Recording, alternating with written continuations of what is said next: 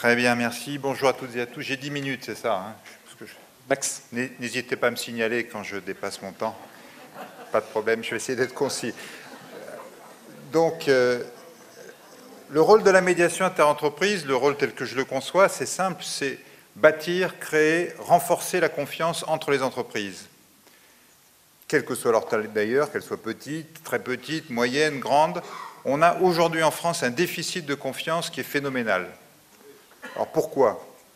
Je vais vous citer quelques sujets qu'on traite au quotidien. Le premier, qui est le plus emblématique, retard de paiement, une catastrophe dans notre pays. Rupture brutale de contrat, renégociation en cours d'année.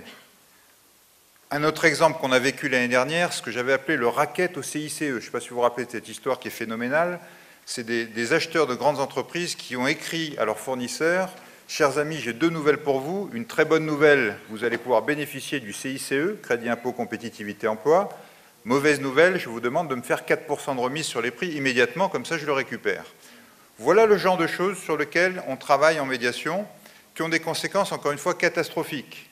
Conséquences directes sur la vie des entreprises. Si je prends simplement l'exemple des retards de paiement, je donne quelques chiffres, j'en donnerai pas beaucoup, mais ceux-là sont assez illustrants. Vous le savez, la loi prévoit que, en l'absence de contrat, le délai de paiement normal, c'est 30 jours. Ça, tout le monde ne le sait pas, mais c'est important que vous le sachiez. Quand il y a un contrat, le délai maximum contractuel, c'est 60 jours. Le délai réel moyen constaté en France, c'est 72 jours.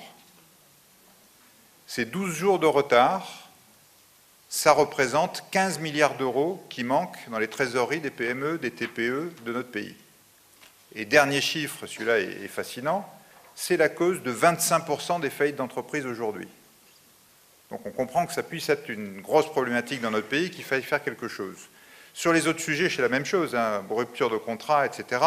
Ça crée quoi? Au-delà de cette action négative sur l'économie, ça crée un manque de confiance qui fait qu'aujourd'hui, c'est un des freins à la reprise économique de notre pays, parce que quand on a des bons de commande, mais qu'on n'est pas sûr d'être payé, qu'on n'est pas sûr que ça ne va pas être renégocié, qu'on n'est pas sûr que les quantités qu'on avait au début seront les quantités de la fin, on n'investit pas, on n'embauche pas, voilà, on n'achète pas, on ne fait rien, on attend de voir comment ça va se passer, et tout ça génère un frein considérable à l'économie de notre pays.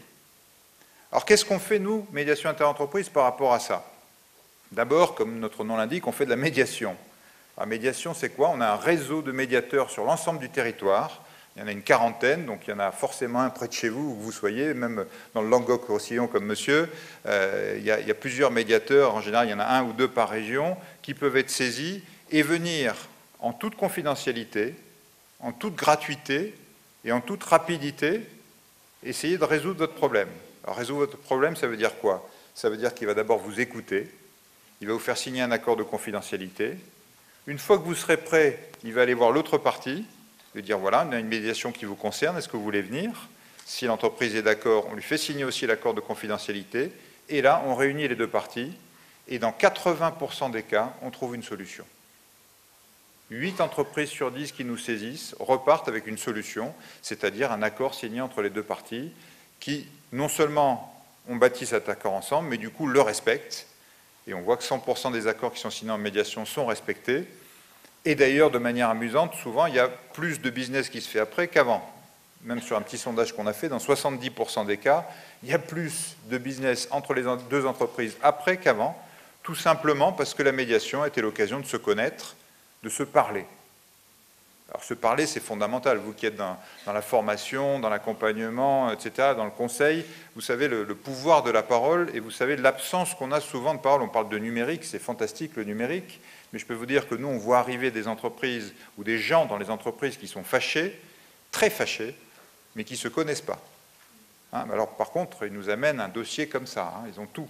Le mail d'insulte, le courrier recommandé, la lettre d'avocat, enfin absolument la panoplie complète de comment se fâcher entre deux personnes.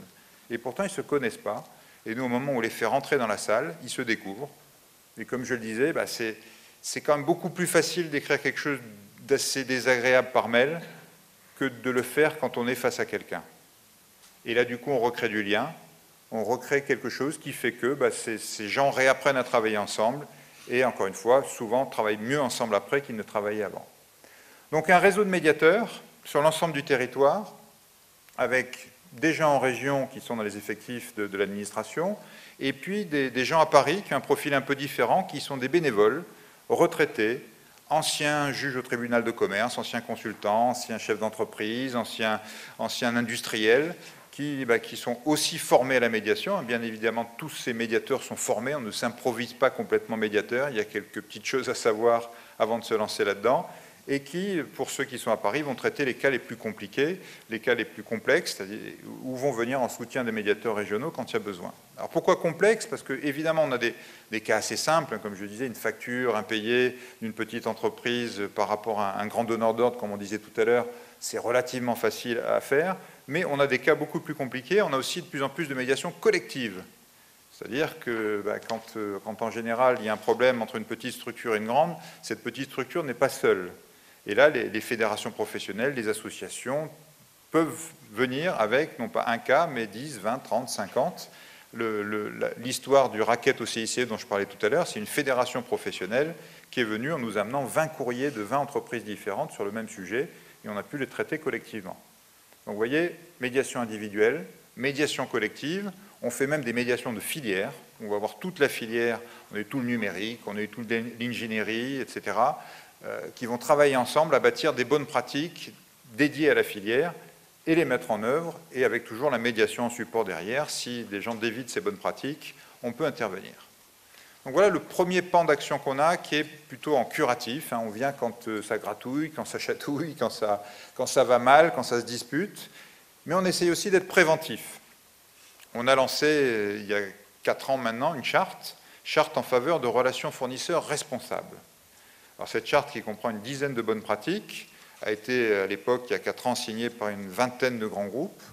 Elle est aujourd'hui signée par près de 500 entreprises, de toute taille, évidemment la plupart du CAC 40, du SBF 120, mais aussi des ETI, des PME, qui se reconnaissent dans ces valeurs, qui se reconnaissent dans ces pratiques, et qui disent, nous aussi, on veut participer à ce mouvement, on veut participer aussi à tout ce qu'on fait autour de cette charte, puisqu'on réunit les signataires 2 fois par an, puisque autour de ça, et ça peut vous intéresser, on a accrédité des cabinets conseils qui vont porter ces valeurs-là dans le monde des achats, on a accrédité des écoles qui vont porter ces valeurs-là auprès des étudiants, on a même accrédité des cabinets juridiques qui portent la médiation dans leurs pratiques. Donc voilà, tout un écosystème, pour reprendre le monsieur, il me reste 2 minutes, c'est ça, tout un écosystème, comme disait monsieur tout à l'heure, autour de ces valeurs. Et puis dernier point, comme ça je vais pouvoir conclure assez rapidement, on a complété par un label qui porte le même nom, label en faveur de relations fournisseurs responsables. Pour les signataires de la charte qui veulent aller plus loin, ils peuvent être labellisés, ça suppose d'être audités évidemment sur leurs pratiques, de recevoir un rapport d'audit et de nous l'envoyer pour qu'on puisse labelliser. Donc voilà, médiation, charte et label sont les 3 axes sur lesquels on appuie pour essayer de faire bouger les choses. Mon dernier point dans la minute qui me reste est on ne peut aider que quand on est saisi.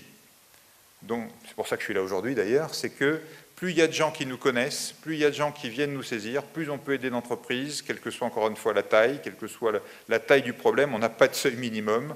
Donc la seule demande que je peux vous faire ce matin, c'est si vous avez un de ces soucis, n'hésitez pas à nous appeler, à nous saisir en allant sur le site médiation-entreprise.fr.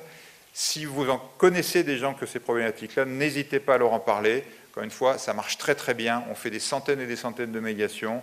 Le sujet, c'est nous faire connaître, nous faire utiliser, parce que quand on n'est pas connu, quand on n'est pas utilisé, ça fait partie des 25% de faillites dont on parlait tout à l'heure. C'est des gens qui, parfois, auraient pu nous saisir et qu'on aurait pu aider. Voilà, merci à toutes et à tous. Merci Pierre Belouzet.